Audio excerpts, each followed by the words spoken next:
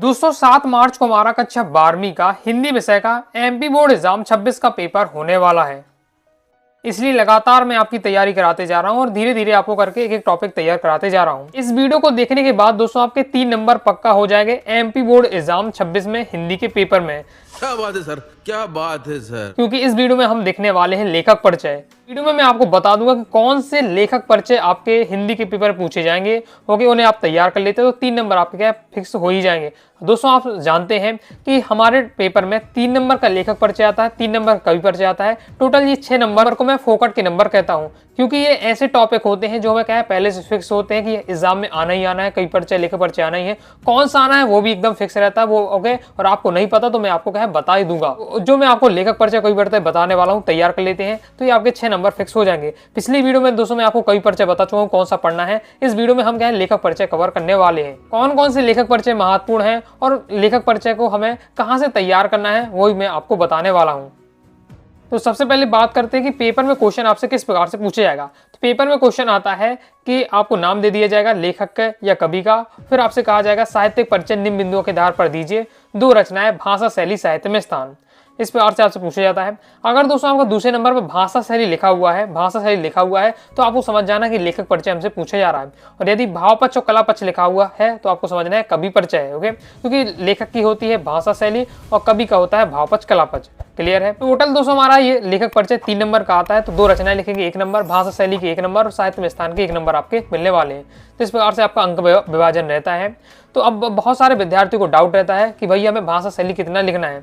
तो कि 2 रचनाएं, भाषा शैली की बात करें तो 2 से 3 लाइन में आपको भाषा, 2 से 3 लाइन में आपको शैली समझा देनी है। और इसी के साथ ही साहित्य में स्थान भी आपका 2 लाइन का रहने वाला है। इतना आपका पर्याप्त रहने वाला है 3 नंबर के लिए। क्योंकि मैं आपको क्या बता कि भाषा शैली के 1 या 1.5 नंबर रहते हैं और 1.5 नंबर के लिए आप क्या 1 पेज तो लिखेंगे नहीं, बस 2 से 3 लाइन आपको क्या भाषा, 2 से 3 लाइन आपको शैली तैयार करनी है। अब बात करते हैं हम मेन टॉपिक की, जिसके लिए आप वीडियो देख रहे हैं कि लेखक परिचय आपके एमपी बोर्ड एग्जाम 26 के हिंदी के पेपर में कौन सा पूछा जाने वाला है।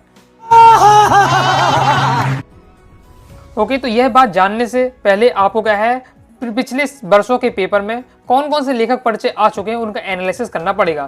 तो जैसे एनालिसिस किया है हमने, तो 2022 के पेपर में बात करें तो महादेवी वर्मा, हजारी प्रसाद द्विवेदी का पूछा गया था। 2023 के पेपर में फणीश्वरनाथ नेहरू, धर्मवीर भारती का पूछा गया था।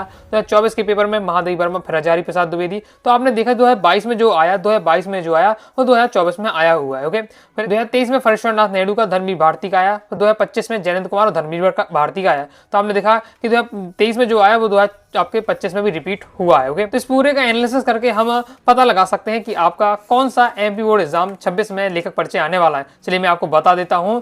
तो ये आपको क्या क्रम से तैयार करने हैं।